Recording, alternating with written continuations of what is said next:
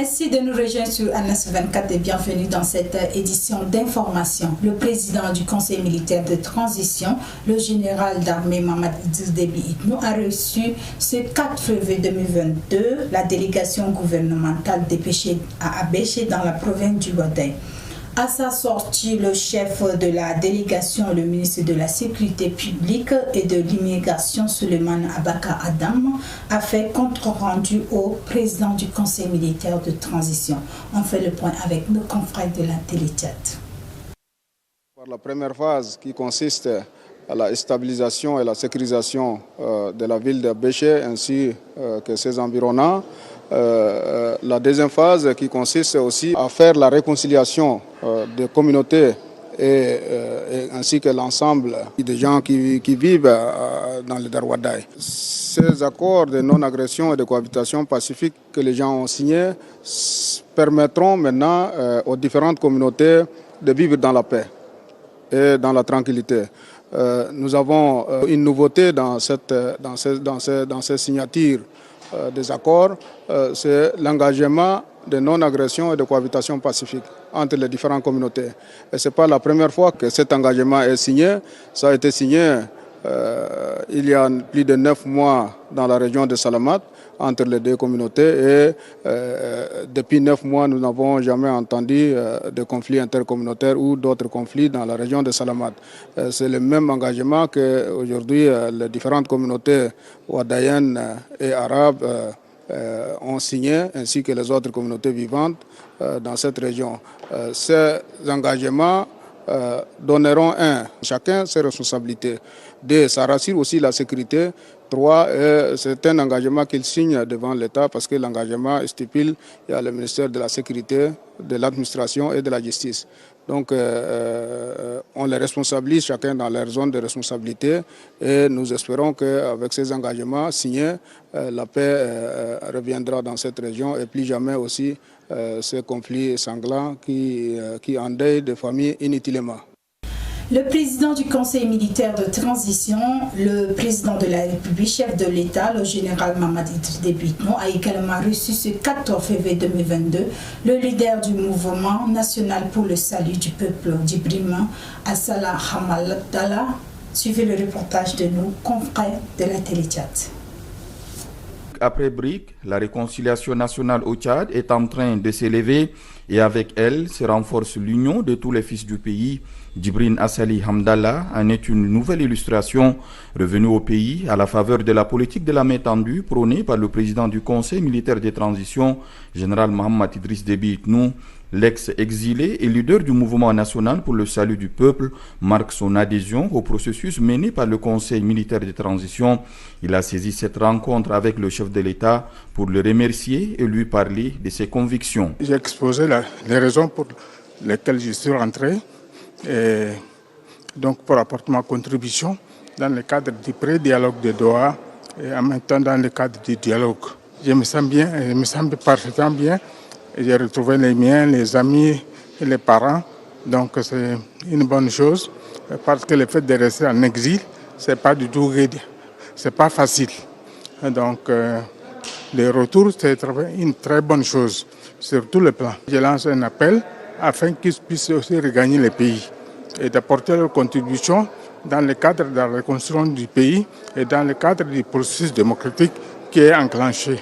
L'audience entre le président de la République et Djibril Assali Hamdallah a également permis d'évoquer les mesures à prendre pour le retour des camarades de l'ex-exilé, qu'ils soient au Niger ou au Soudan.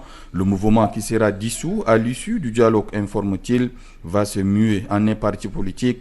Autant de défis que compte relever Djibril Assali Hamdallah malgré son âge avancé et la fragilité de sa santé. Ce qui compte pour lui, c'est le Tchad nouveau en cours de construction. Cet ultime objectif de l'œuvre entamée depuis avril 2021 par le président du Conseil militaire de transition et ses compagnons engage l'ensemble des Tchadiens, quel que soit leur bord. Les responsables de l'Agence française de développement AFD ont rendu visite ce 4 février 2022 à l'agence Beta Nadia, partenaire financier de cette dernière. L'objectif est de voir les travaux effectués financés par la dite agence. Plusieurs produits ont été exposés par ces derniers. Reportage Zénéma Clémence.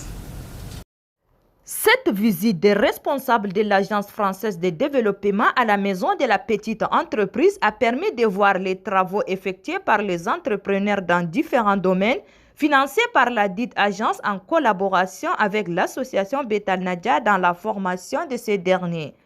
Plusieurs produits sont fabriqués et transformés par les entrepreneurs agricoles, cosmétiques, électroniques, etc. L'occasion pour la responsable pays AFD Tchad, Madame Aurélie Saint-Bastou, de se réjouir des résultats obtenus avant d'encourager les jeunes à y investir dans l'entrepreneuriat. Je viens de Paris, de l'Agence française de développement. Et l'Agence française de développement soutient depuis plus de 7 ans l'association Beta Nadia et la maison de la petite entreprise. Et je suis vraiment honorée d'avoir aujourd'hui l'opportunité de rencontrer ces entrepreneurs et promoteurs femmes et hommes tchadiens et de voir la diversité des projets qui ont pu bénéficier des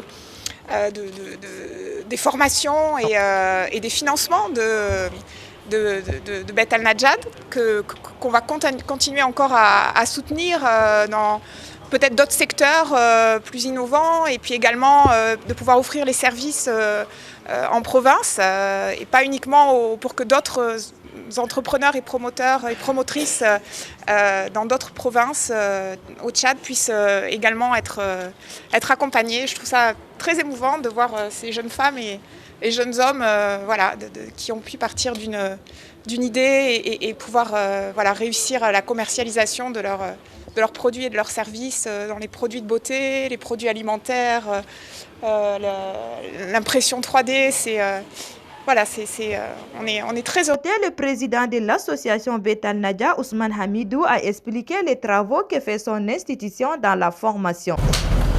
Ce que nous ne pouvons pas financer, on a des partenaires qui peuvent financer. C'est ça l'intérêt d'être. Notons que cette visite a été marquée par la présentation d'un projet d'un jeune promoteur d'une entreprise dénommée Sugi, spécialisée dans la transformation de produits naturels, aux membres du comité d'agrément ainsi que les responsables de l'Agence française de développement AFD. Ce 3 février à l'hôtel Radisson Blu a eu lieu la clôture de l'atelier de l'évaluation de la maturité de capacité de cybersécurité pour la nation du Tchad. La cérémonie a réuni des personnalités du domaine. On fait le point avec Ahmad Moussa Khalil.